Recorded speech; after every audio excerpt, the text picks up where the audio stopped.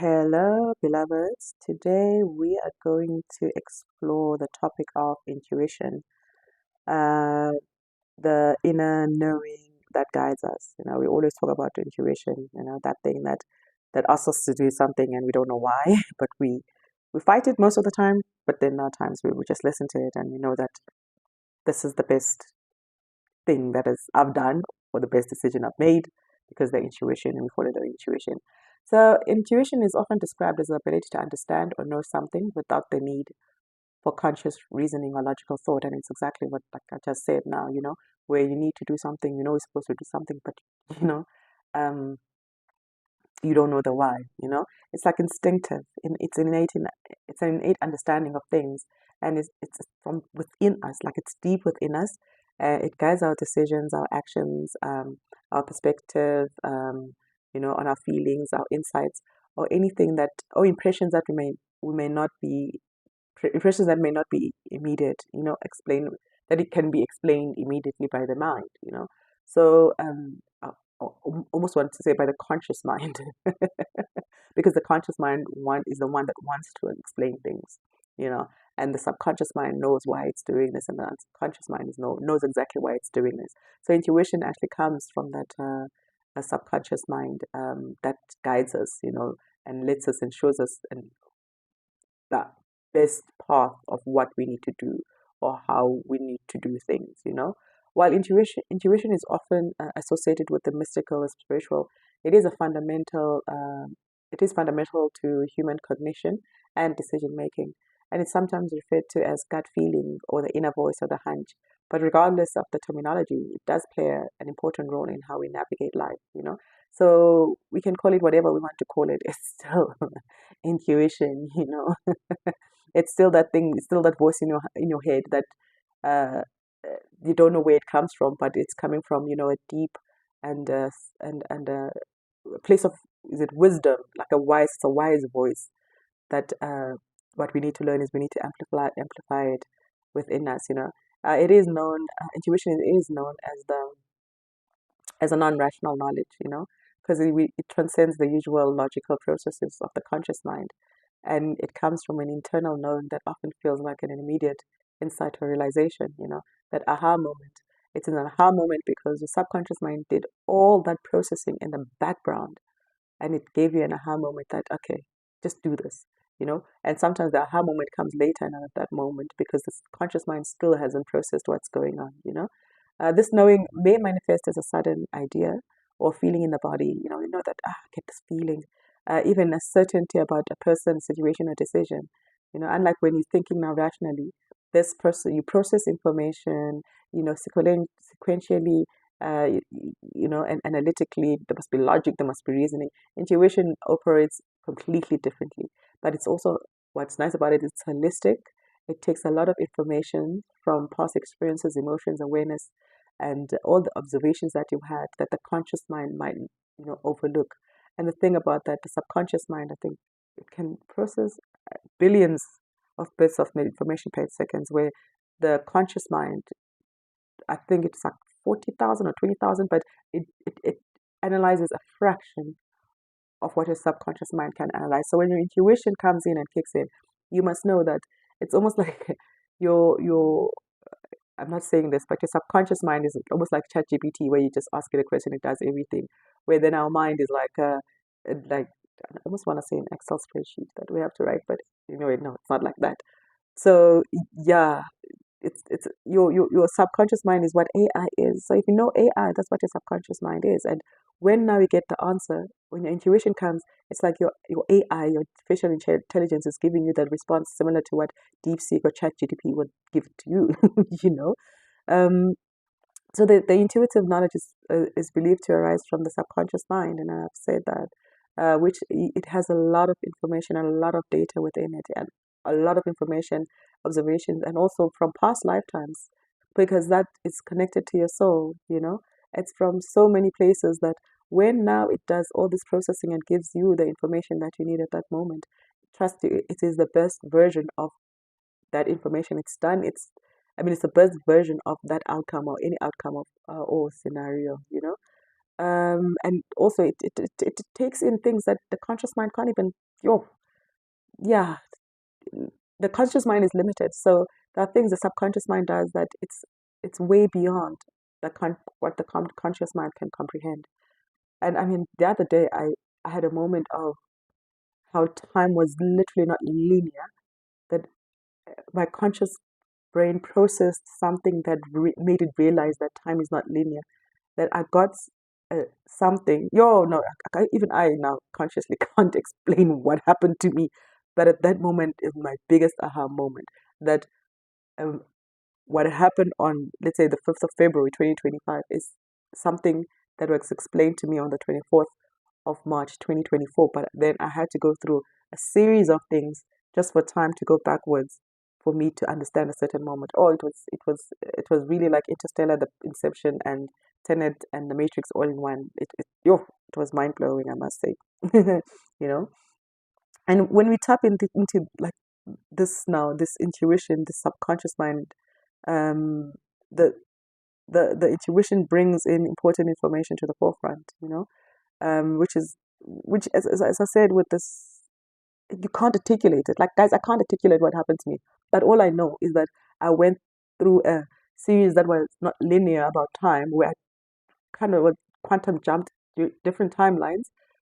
But when I quantum jumped into these different timelines, I got a linear timeline that I realized at that point was no, there's nothing linear about this. I just jumped from one place to the other, and I eventually got the answer of why I'm where I am right now. And it was the most amazing thing. That's why I'm saying we can't even fathom what the subconscious mind, the conscious mind actually can't even make sense of some of the things that happen in our subconscious mind, So the next section is the role of intuition in decision making, and it plays a crucial role in decision making, especially when we are in a space of uncertainty or we can't rationalize things, it's rational analysis is insufficient. So now when we have all these too many like as I said, I had a moment with like too many variables, and there were like conflicting pieces of information, and there was no evidence, and that's where I was like, oh, okay, my intuition led me here. And at that moment, I had theta. I was listening to my subliminals actually, and I had theta waves. So I was deep, deep, deep into what do you call this thing? Into meditation, and that's when everything played like a movie, but it was like a that's why I say like I can only describe it with if you put Interstellar, Tenet, Inception, and The Matrix into one. That's what literally happened to me. And out of that, I got the most beautiful insight, which came actually from my intuition. Because it took everything from my subconscious mind, put everything together from a different dimensions and from the different multiverses, and eventually showed me the truth. And I was like, oh my goodness. Loved it, absolutely loved it, and it helps us make those quick choices and our choices quicker and with confidence, because when you rely on instinct, you know what's right, your feeling is right, because we know like feeling is everything, your emotions are everything, and that's what creates your your reality. Yes, your thought creates your reality, but the vibration that you're feeling, which is your emotion, is what will make that reality true, because you got to shift vibration. You got to shift those timelines using your vibration, and that's why then emotion and the feeling is true. So when you know and you can feel it's right, you know that that's when your intuition has kicked in and it's the right thing to do, you know. So how to cultivate your intuition? Well, it is often thought of it's an innate gift. It is still a skill that can be honed and strengthened with practice. And then I'm just gonna, sorry about that, touch on like the different ways one can cultivate a deeper connection with their intuition. One is to quieten the mind, and that's why I said, when I listen to those theta waves, my brain just quietened, and that's when I got to explore a whole completely different world. So when you want to access one of the most effective ways to access intuition is just quieting the mind. Meditation, deep breathing, mindfulness practices. Be aware, be in the moment. These then silence that chitter chatter like the daily life and nearly said daily struggles, but hey. And this then what happens is that it allows our intuition to come to the surface more easily, and that can guide us. It starts with that feeling, okay, I know that, like, I feel that this is right. And this leads actually to the next part, which is listen to the body, listen to your body. Intuition always often speaks through the body manifestations, like physical sensations. That's when we get the gut feeling, the tingling feelings, a sense of heaviness, or a sense of get a sense of something. That's why I'm like, you will feel it. That's the thing about gut feeling. It's that emotion, you're feeling it. That's when you know, okay, yeah, no, my intuition is talking to me. And pay attention to this. Pay attention to these subtle bodily cues because they help you be in tune with your inner wisdom, which is your intuition, that wisdom that sits in the subconscious mind. And trust your inner voice, we have a tendency of trusting that voice that is not for us, and yet that voice that is really for us, we don't trust it, you know, that voice that was built by society, we trust, but the voice that is truly who we are, we don't trust it. So often intuition comes in the form of an inner voice or feeling that may initially seem uncertain or illogical. Just trust it. It is important to trust these impressions. Even if it feels like it's challenging conventional wisdom and logic, just trust it because it will take you somewhere. It will take you somewhere. Like I trusted the other day what I was going through, and it took me somewhere that gave me a really aha moment. Aha became where I'm at. And to be quite honest, it's where now did a video about how my inner child, loved writing and I stopped writing because somebody read my journal. It took me to a moment where my subconscious mind told me that you must write a book. When I said I'm bored, I don't know what to do, and somebody said write a book. I was like, no, just because I did a PhD doesn't mean I have to write a book. And naturally, it, where your attention goes, energy flows, um, and the intention goes. And then I had an aha moment to write books, and now here I am, like I can easily call myself an author because I write books, literally I write the books. I think about them, and then I write the children's books, um, and the frameworks that I write, and the other two books that I write. So um, I've got a lot of manuscripts sitting on my laptop. Some of them I want to share, some of them are just for myself and my kids. But yeah, so just going back to the intuition and the inner voice, so I'll just digress there with my own personal story. Give this a little bit of flair of how intuition actually works for you, And I have the other technique is have practice self-reflection. Journaling. I always say journaling is very important. That's why I've created journal prompts, and they're on my website. You can find them on www.beingwithb.com, and or you can I'll put a link down there where you can go and get the framework, the personal growth framework. I love it because it uses the research onion, and that you can use for journaling, and you can use them as prompts. Um, if you don't know where to start, I know everybody's trying to be selling journals on all these platforms. Low content, low content, low content, and all of them are selling journals. So I know journals are out there. So if honestly, the easiest way, best way is to just look at a prompt.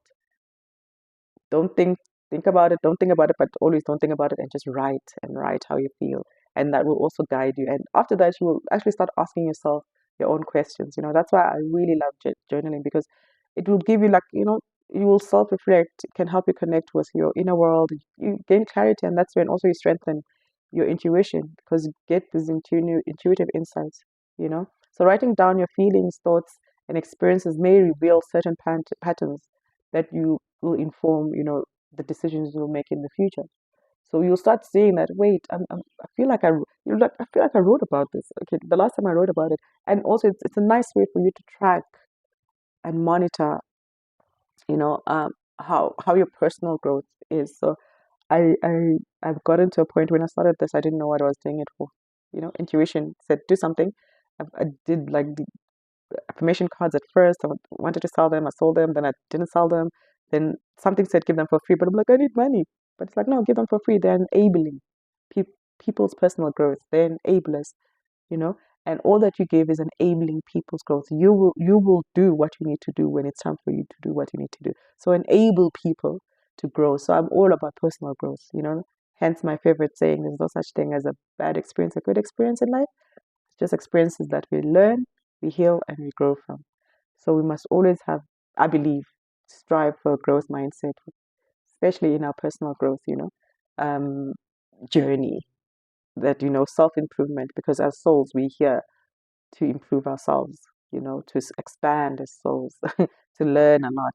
Otherwise, we're going to keep coming to Earth over and over again because we're not learning either the lessons or anything new. The soul might want as an extracurricular here on Earth. So, and the other last technique is observe and learn. So intuition is often draws an accumulated life experience, draws on accumulated life experiences. So you must always pay attention to your environment, what you're learning, from experiences. And remember, um, your subconscious mind is learning, is picking up a lot of things that you might not even be aware of.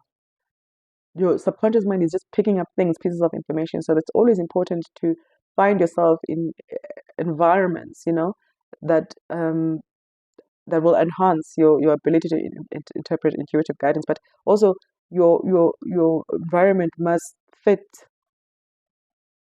almost like always put yourself in good environments. I think that's where I'm going with this. Like, don't constantly be around people who are talking about the news and the negativity and the news and negative, because you're gonna start being negative. Or when you get pulled by somebody who's always negative, then you're gonna start being negative. That's when you set the boundaries. That's why I always say, when you work with the inner child, you have the ability then to set the boundaries. When you work with your inner, overcoming your fears, you'll find that there's a fear you have in there that's about fear of rejection. So then you start wanting to please everybody and be in these circles that you're not supposed to be in, and they're not the right environment for you. And that's when your intuition also goes down. You can't now, you don't rely on intuition, you rely on everybody else and what the information that they have. Your subconscious mind, you're not tapping into it. You're not activating it to give you all the information that will enable you to live your best in your best timeline, you know. And so the more you practice trusting your intuition, the more it will be attuned, and the more you'll become attuned to it, the more you'll connect it, the more it will guide you. And it will guide you to bigger things. It will guide you sometimes to do things blindly, and you're like, oh, see here, I don't know where I'm going, but I'll go, I'll go, I'll go, because I don't know, So yeah, it builds to that trusting it. And there is a connection between intuition, emotional intelligence. They're very, very related, Um, Emotional intelligence, if you know, don't know, it involves the ability to recognize, understand, and manage our emotions and those of others. And we spoke about this, that intuition also has that big component of it is emotions and feelings. So emotional intelligence will then naturally be in that, you know. And when you now have emotional intelligence and you know your feelings and emotions, that enhances your intuition. It enables us to sense, subtle emotional cues, non-verbal communication. Now, for example, when you interact with someone, you'll start seeing certain things about them. Um, if you're an intuitive person, you may sense that, hey, this person, let's say certain things, but their underlying emotions and intentions are not clearly expressed. And that's why then, like things like, if you know like a lot of prompting questions that will take people to the right direction, it's when you can start helping. um you can start like asking, has anything affected you? Now you're becoming a life coach. So your intuition then will make you see things beyond what people are showing you. Your intuition is almost like the red pill. No, it is the red pill from the Matrix, actually. Is it the red pill or blue pill? Which one takes you out? The red, right? I hope so. Anyway, um, so, and also this heightened where you now state of emotional awareness will help you, within your personal relationships. It will help you to guide you in your relationships, your professional settings, and social interactions. So I always used to see people as, first when I was studying psychology, as their personal disorders, but then I was like, nah, that's not right, Matana. So I used to use the DSM and be like, yeah, now I'm talking to a person who suffers from this. In my head, I'll do that all in my head, so that when I interact with you, then I know. Because what that does also, it trains me to empathize. I don't know which one it is. To be in your shoes and to walk with you and be like, oh, okay, you like this person, so I'm gonna go with you on this journey on this person, and then use that person's personality disorder to explain my personality disorder, so that then we are both in the same wavelength. So it's not sad, but what I love about myself is that, yes, I know I am the one that is aware.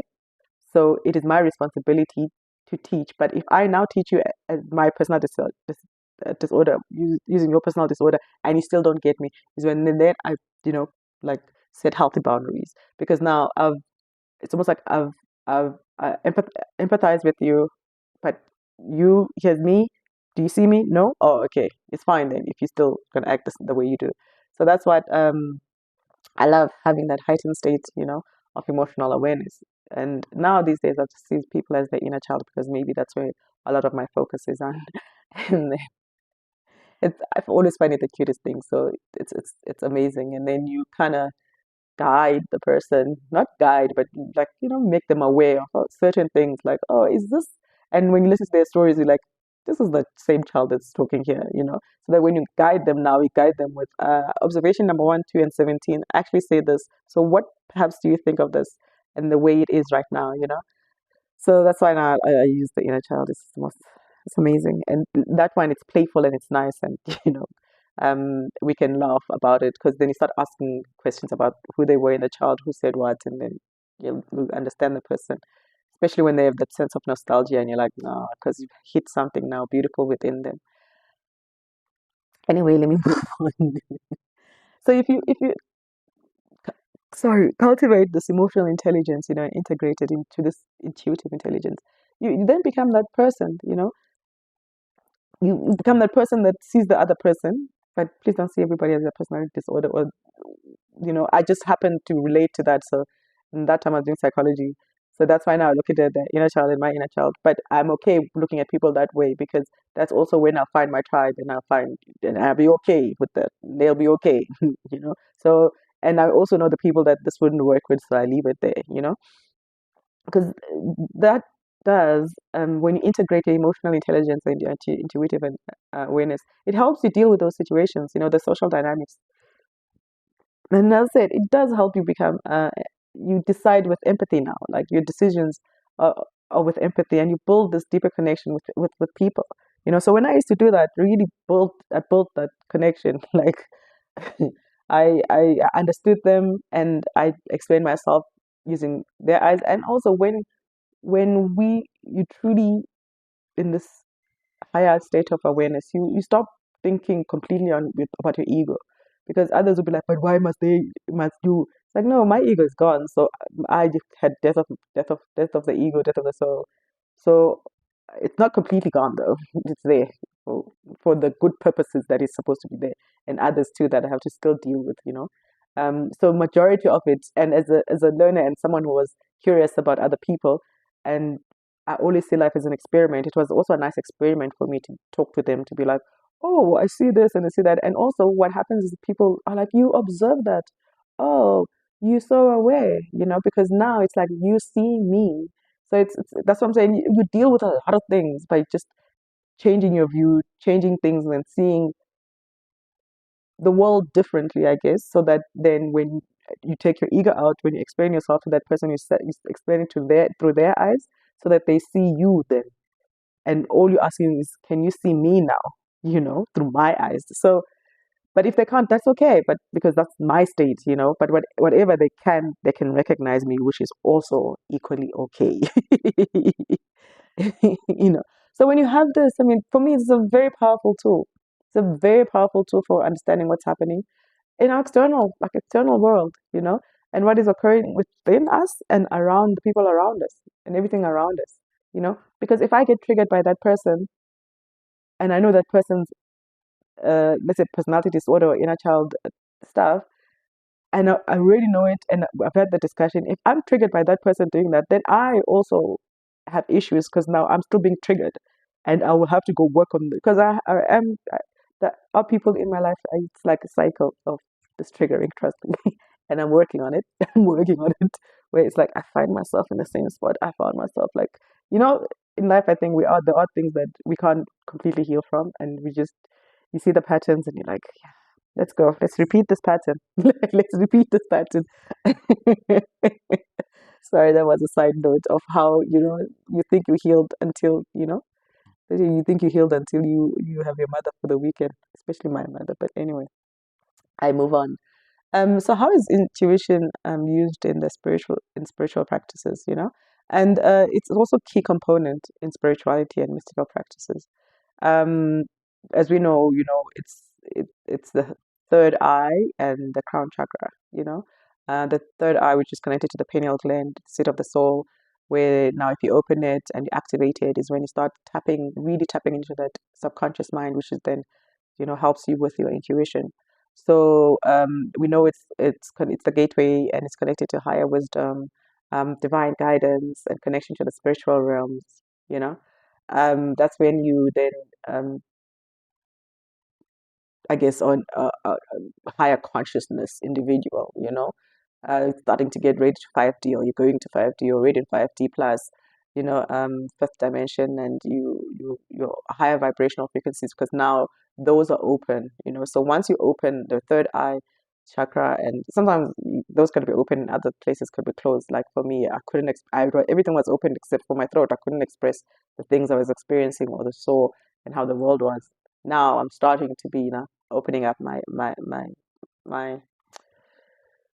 throat chakra. So, and with that, then your intuition, when you open your third eye, you see the world differently. Subconscious mind processes everything.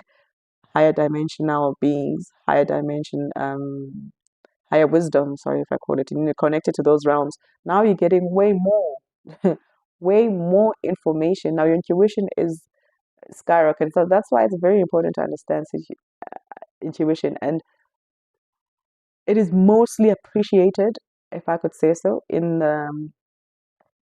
the spiritual community. Because speaking up from both worlds as a researcher, as a researcher, like everything is data driven.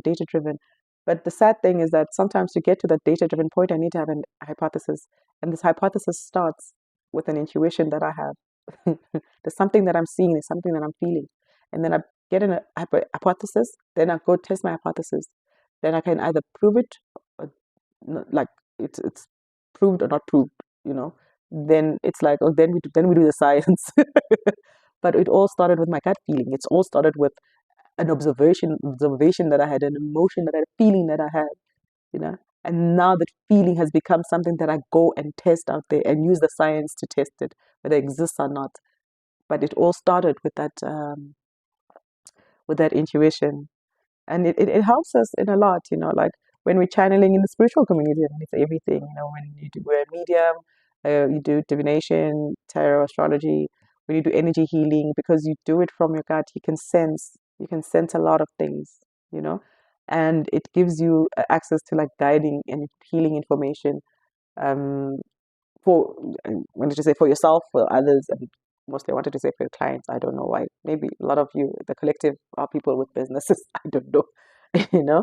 And it is that bridge, you know, between the spiritual world and the, should I call it, the physical material world, because that it gives you and it guides you from higher connection, from higher beings, from outside you and who you are, and it guides you on how to, if you listen to it properly, on how to operate on the 3D world, on the physical world, and you kind of that bridge gives you that, you know, connection, and it deepens that connection and strengthens that connection to your inner knowing, and gives you a lot of clarity on the things you need to do, a lot of insights.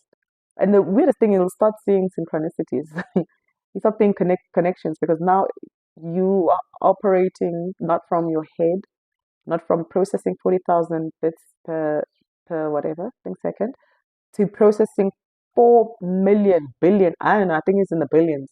Let's say minimum like 100 million, 400 million, let's do that, a billion. Now you tapped into the world where it's a super machine that knows almost well, probably knows everything. It's a super duper machine. Now I'm connected to the super duper machine. Now I'm connected to my own AI. And this AI is going to guide me, and it's going to guide me to the best possible version and outcome that I will have in life. So that's what happens when you strengthen your this connection.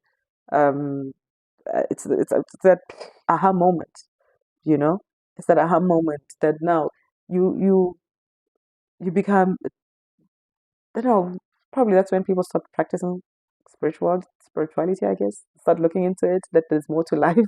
Because your intuition now, you see, you've taken the red pill. Is it a red pill? Yeah. You know, you become more creative in the way you see things. You become actually more creative, period. And you start feeling you're aligned to your higher purpose now, because now you're getting so much information from so different ways. It's connecting you to that highest vibrational frequency, that highest emotion you can ever have, that highest timeline that you could possibly have, you know. And so as I end now this session, it's just to say that, intuition is a very powerful tool to have because it's beyond your conscious mind. It's beyond your limitations that are sitting in your conscious mind, your belief systems. It takes from everywhere, like the Akashic records. It takes from a lot of places. It's your AI that takes from a lot of places and that gives you the best possible answer. You know, it's knowledge that is so deep, but it gives you clarity. It gives you direction, and it gives you insight. Sometimes you might not even see it. Your rational mind is like, I don't see it. It's not taking me anywhere. I can't see it because you're not supposed to see it. That's okay. If you don't see it now, eventually you'll see it. And when it sees it, trust me, it's going to be the most beautiful moment. When your conscious mind finally catches up to your subconscious mind, take months to be nearly a year. It is the most beautiful thing ever. It is the most beautiful thing ever. You will do things until you get to put like aha moment. Then life for you will change completely, completely. So I hope you enjoyed this video. Um, Remember to cultivate and sharpen your intuition skills through meditation, self-reflection, emotional awareness. So a lot of things that I mentioned before. If you want actually the written version of this, I'll put it up on my website, www.beingwithb.com. By the blogs, I'll put it up in the blogs so that you have access to it and you can read it. Read it there. So thank you for everything. I hope this was fruitful. I hope it helps in your journey to personal growth, self-improvement, spiritual growth, understanding. I hope it was informative. And have a lovely day. Take care. Bye. Oh, I forgot. Always remember to be bold, be beautiful, and be you.